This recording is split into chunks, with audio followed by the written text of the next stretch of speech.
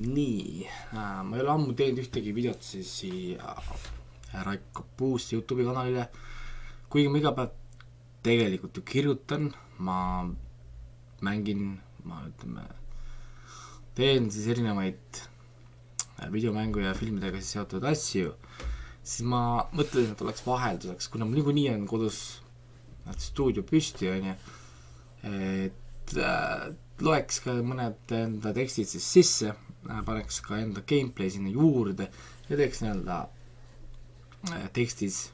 tekstist välja või nagu videoformaati ka siis mõned asjad. Pakkuda, ütleme, vaheldust neile, kes viitsi lugeda, sest ma tean, et neid on palju ja muidugi küsimus on muidugi, kui palju mind mõistab, kui palju minust aru saab, kui ma räägin, aga midagi. Esimene video mul praegu tuleb Mega Man 11, meil ilmumis kuupäev ametlikult oli eile, lühike mäng ja midagi, hakkame siis mängust rääkima. Mega Man on nimi, mida peaksid tundma ka videomängudega mitte tuttavad inimesed, sest juba 1987 alanud frantsiis on vallutanud südameid läbi erinevate meediumite, olles ühel või teisel ajal suhteliselt igal meelelahutuse platvormil. Põhiseerias numbriga 11 värskelt ilmunud teos proovib korrata eelmiste hitmängude valemit ning esitada seda uues, harjumuspärasemas ja moodsamas kuues, kuid midagi jääb puudu. E3 ajal proovisin ja seal olnud demo oli päris hea ning tookord tegelikult kiitsin seda mängu, aga nüüd, kui ma tegin nagu täisversiooni, siis leidsin ennast pidevalt igavlemast ning see on üks asi, mida ma ei arvanud, et ma kunagi Mega Man mänguga teha saan. Üldiselt on frantsiisi levinud märksõnad olnud lühike mänguaeg ning äärmiselt keeruline raskusaste. Mõni ütleb küll, et see oli tollane ajastu, kuid disaini juures oli selge rõhk vastupidavusel, kannatusel ning vastaste mustrite õppimine. Seda on proovitud teha ka siin, kuid selle juures tehti paar olulist viga, millest kohe saan ka rääkida. Alustuseks või siis alguses mainin kohe ära, et Mega Man 11 on hea mäng ning seerias tegelikult sobilik lisa. Jääb truuks üldisele mängu tunnetusele ning oluliselt ei astu kõrvale frantsiisi keeruka platvormeri mainest. Terve eksisteerimise ajal äärmiselt vähe muutunud formaat on toiminud päris hästi. Umbes põhimõtteliselt nagu iga Nintendo mäng, kus mängija võtab endale sinise käsikahuriga väikese roboti rolli, kelle ülesandeks on astuda vastu 8 teisele kurjale robotile. Lugu on igas mängus natukene erinev, kus põhiline muutus on teiste robotite halva käitumise põhjus. Siin loos on kuri doktor Wily, kes kasutab enda loodud seadet, et võtta need 8 robotit enda kontrolli alla. Siit jätkub mäng juba tuntud rada mööda, kus sinine robot valib 1-8 vastasest ning asub seda keerukat platvormi läbima. Iga robot on erineva võimega, mis alati peegeldub ka selles maailmas, mida Mega Man peab läbima. Peale iga roboti alistamist saab Mega Man endale selle roboti võime, mille abil nüüd järgmiseid on juba kergem alistada.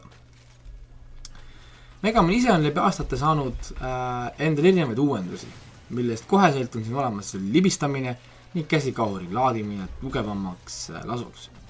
Seekord on tema kaasas ka koer, kelle seljast saab soovi korral hüpata kõrgemale. Väljaspool neid väikeseid uuendusi jääb mäng samaks, kus üks nupp on hüppamise jaoks, teine tulistab.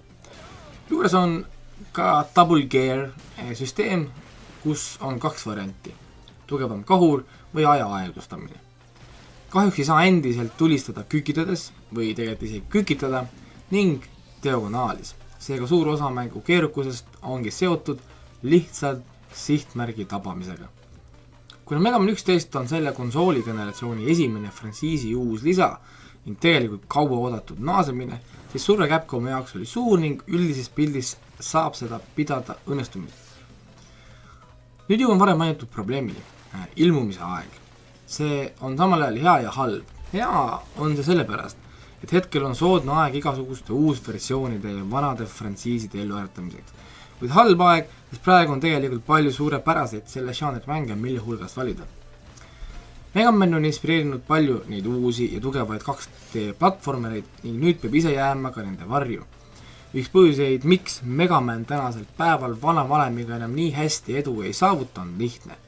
Teised teosed laenasid Mega Mani seerias kõik selle hea ning arendasid seda edasi, samal ajal kui Mega Man ise on jäänud ajas paigale. Veider on mõelda, et minu jaoks see mäng igavaks, sest nautisin siin palju erinevaid aspekte. Väga meeldib muusika, mis on seeriale klassikaline, kuid piisavalt uus, et olla värskendav. Levelite disain on detailne, värviline ning iseloomulik selle lõpus olevale bossile. Samuti meeldib väga see halastamatu suutumine, kus suremine on kiire, vastased tüütult agressiivsed ning iga game over on kõik asjad algusest peale. Igavus tungis kallale peale seda, kui sain jagu esimesest levelist. Nüüd hakkas kogu asi natukene enda mõtet kaotama. Mängu jooksul saab korjata polte, mis käitub siin kui valuuta. Selle eest saab ostu uusi elusid, uuendada Megamani, näiteks suurem kahurtuli, vähem libisemist, jää peal ja muu selline, ning võtta endale appi ka automatiseeritud abilised, mis näiteks kaitsevad auku kukkumise eest. Esiteks, need kõik asjad on ikka juba odavad ning väga keeruline on mitte levelid läbida, kui on sedavõrd palju abivahendeid. Ning teiseks, kõik 8 levelit läksid väga kiiresti ning peale paari lisaepisoodi ning boonuslevelit oligi kogu seiklus läbi. See võttis mul sama kaua kui üks episood Life is Strange 2 juures, ehk siis natukene alla 3 tunni. Ja see öelda, et oleks vajas kahju, kuid liiga tuimaks jättis see kogemus. Kui näiteks Dead Cellsi tegin, nautisin aga minutit, siis Mega Man 11 tundus olevat aegunud idee, mis peaks töötama, kuid seda tegelikult ei tee. Mis saab edasi Mega Man seeriast? Leian, et frantsiis on jooksnud surnud punkti, kust on keeruline välja tulla.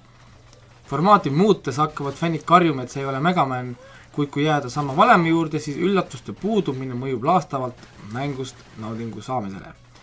Kindlasti oleks võimalik seda universumit laiendada ning osad mehhanismid muuta või vahetada ilma formaadis lahkumata, kuid arvestades tänast turgu ja kui tihe see on, siis on tegemist keerulise ettevõtmisega. Mega Man 11 on tore mängimine üheks kiireks õhtuks, kuid see on kõik ning kahjuks tundub, et minust hetkel Mega Man järgmise episoodi ootajat ei saa.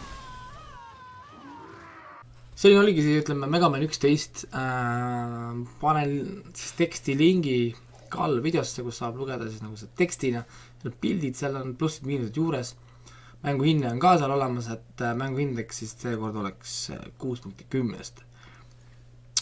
Muud ei olegi, ma üritan, ütleme, pidada meeles, et teha tegelikult rohkem ka niisugust videoformaati, see on tegelikult keeruline, eriti kui tekst on valmis, asi sisse juba tegelikult lindistatud, see on niisugune kiire kokkulõikamine ja tegelikult nagu ehk toimib, on ju. Ja annab ka mul jälle niisugust lisategevust, vaheldus tegelikult siis leveli lõputule mängimisele ja kirjutamisele. Ühesõnaga, selleks korraks läbi ja nägemiseni järgmises videos.